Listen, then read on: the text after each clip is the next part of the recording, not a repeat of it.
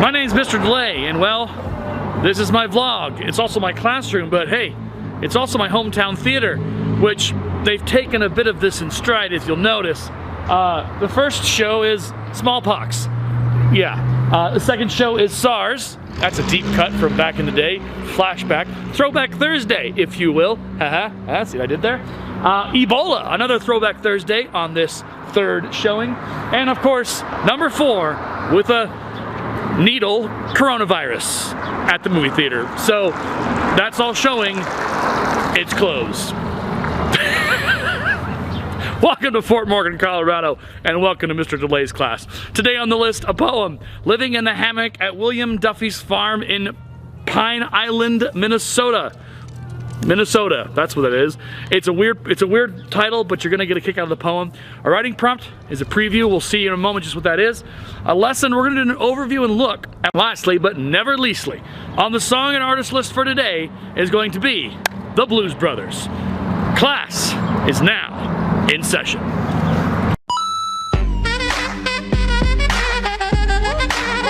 Talk nerdy to me. You name all 12 of the dogs, I can't resist that. And what's the going go on? I think that ours match. Talk nerdy to me. Talk nerdy to me.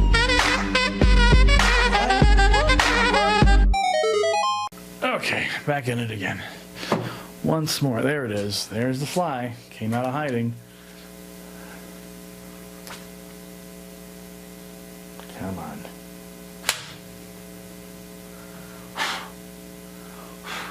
Yep, killed him. He's now stuck in my keys, which is kind of disgusting.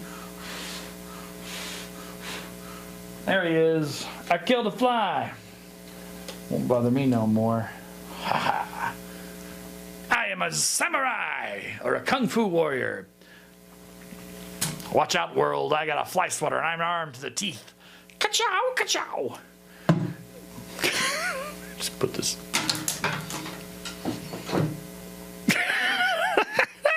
Welcome back to class. It is Thursday, April 2nd.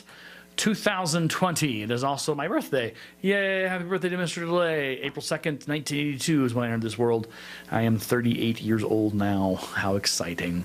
You may have heard the news that was announced earlier today from the governor of Colorado, Jared Polis, in which he stated that all private public charter schools would be closed through April 30th. This was in conjunction, which means in combination with the federal requirement of staying at home basically through April 30th.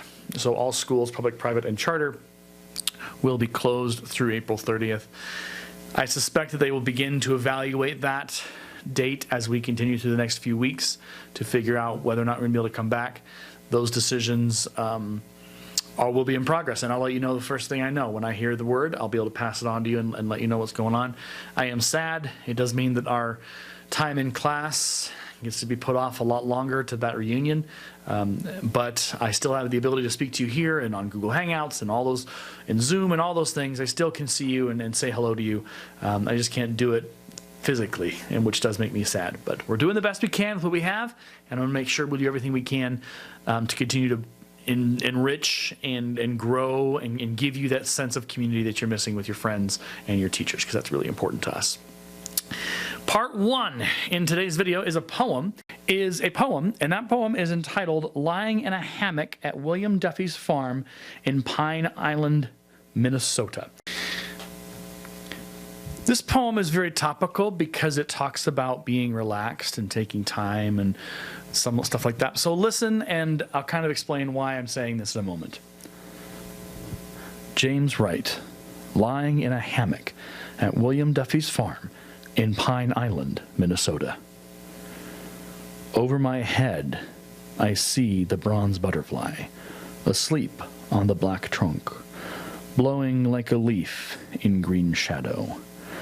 Down the ravine behind the empty house, the cowbells follow one another into the distances of the afternoon. To my right, in a field of sunlight between two pines, the droppings of last year's horses blaze up into golden stones. I lean back as the evening darkness and comes on. A chicken hawk floats over, looking for home. I have wasted my life.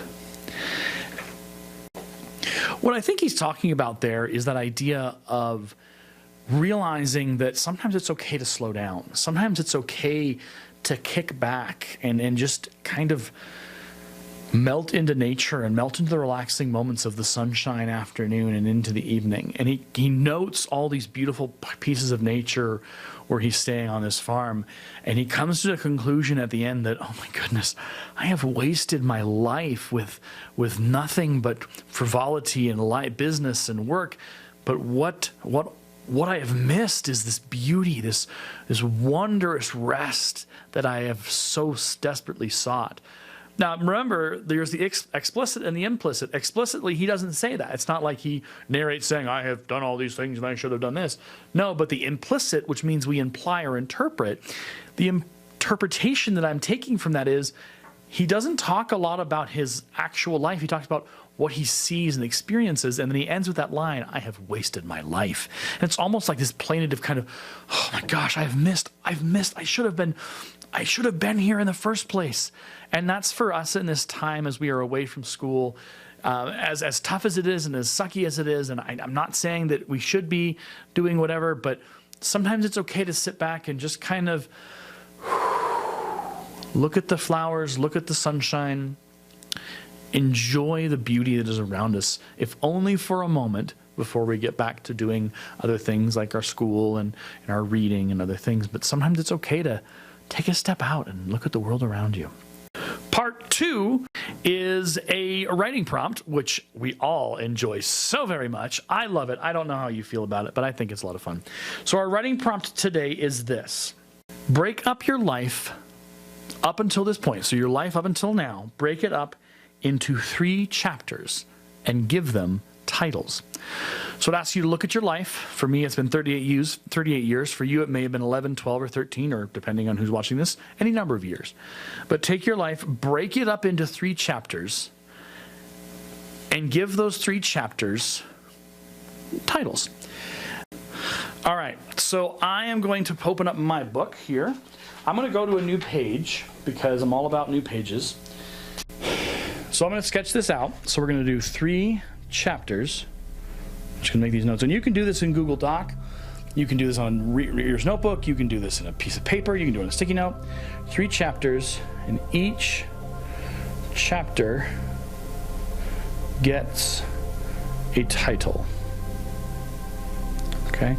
So you need to break your life up into 3 chapters. For me, it's 38 years, so I got to figure out how to do that. For you, it might be a little different. I'm going to start the timer. And you'll have about 2 minutes to kind of sketch that out, okay? My time and your time starts now.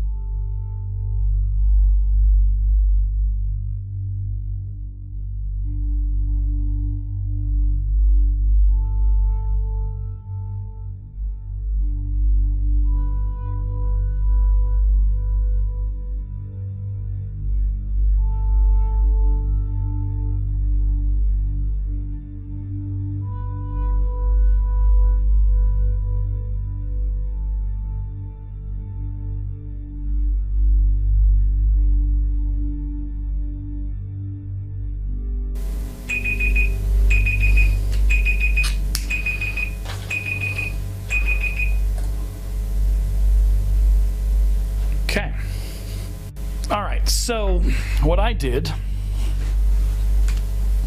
oops. So I broke my chapters up by age. So chapter 1 was age 0 to 26, and my chapter titles were Who Am I? What Am I? And so chapter title for that, why that was that is because from 0 to 26 was a lot of identity, a lot of figuring out who I was and what I was. What kind of a human being was I? What did I believe in? What did I know to be true? What kind of political, religious, spiritual, moral code did I follow or believe in or want to discover? So that's why chapter 1, age 0 to 26, why it covers such a large amount of age, because that's a lot of time that you spend figuring out who you are, from when you're a toddler to a middle schooler to a high schooler to a post-college student in the workforce. That's a lot of identity, and by the time you get to 26, there's a good chance you know who you are and you figured that out. So chapter 2 is 20, it should be 27, 27 to 33, and that is what I'm titling the bleak midwinter life. And this was a part of my life that was pretty miserable with the jobs that I worked at. They were middle end, dead end jobs that weren't requiring a college degree, and I was more or less kind of the whipping boy for a lot of things for the people that managed me and the companies that managed me. It was not a fun time. I was a miserable human being. I've talked about it here on the vlog a little bit about how tough it was. And then chapter 3, from age 34 to 38, which is basically when I started college in January 2014 to now, I call that the Great Awakening. As I began to discover what I was meant to be. I was meant to be a teacher. I was meant to be an educator. I was meant to be someone who worked with students in many different capacities, as a teacher, as a mentor, as an encourager, as a cheerleader, as all of those things that I do. That's what those chapters were. So those are my chapters. If you have chapters that you want to share with me, shoot me an email, shoot me a Google Doc if you want, whatever you want to do. You don't have to share it with me if you don't want to. This is not a required exercise, but I thought it would be kind of fun with these writing exercises to do something like that once in a while. Now, part 3. So part 3 is basically just an overview of the assignment, and you've heard me talk about it enough. It's due next week, so it's not due this Friday. It's the compare and contrast, the symbolism and the theme of your life. All the instructions are on Google Classroom. It's due next Friday, so you don't need to hurry up and finish it tomorrow. But it's something that you can be working on. I've talked about it this week. If you have questions, feel free to seek me out. You know what you're doing, and I'm excited to see what you do for me. I'm really excited to see what kind of work you put together. Part 4. All right, so part 4 is the music, and the band that I chose was the Blues Brothers, which the original movie is pretty awesome. You think you have to watch it with your parents because of the rating, but it's a legit amazing film, and it's really kind of a fun one. So watch it with your people that you live with. But I picked the song Soul Man that they sing, and I'm gonna read you some of the lyrics, and then you make up your mind as to what it means. Coming to ya on a dusty road. Good lovin', I got a truckload. And when you get it, you got something. So don't worry, 'cause I'm coming. I'm a soul man. I'm a soul man. I'm a soul man. I'm a soul man. Got what I got the hard way, and I'll make it better each and every day. So honey, don't you fret, 'cause you ain't seen nothing yet. And then, I'm a soul man. On and on for that. Listen, I was brought up on a side street. I learned how to love before I could eat. I was educated from good stock. And when I start loving, I just can't stop. I'm a soul man. We'll grab a rope and I'll pull you in. Give you hope and be your only boyfriend. Yeah, yeah, yeah, yeah. I'm a soul man. I'm a soul man. So what I feel like this is saying is he's not just in this relationship for the fun of it. He's in the relationship with his soul. He's in this relationship because he knows how to treat a woman. He knows how to love. He knows how to be kind. He knows he's had it hard. He's had it rough. He's been through challenging times in love, and he's learned some lessons. He's coming to you. He's on his way. He's going to be the man you need, and he wants to be the man that you want and need in your life. So that's my interpretation. I'm sure there's thousands of other interpretations, and I've probably got it completely wrong.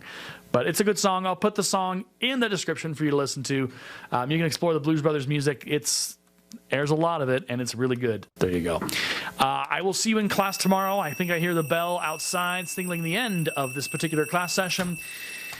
But once again, I will see you here tomorrow. I'll see you on Google Classroom. I'll see you on Hangouts. I'll see you game streaming. I'll see you everywhere that I can, because I really do miss you, and I do want to continue to work with you and be here for you. My name is Mr. DeLay. That's the end of class. Stay safe, stay healthy, and know that you are loved. Until next time, we'll see you in the next one.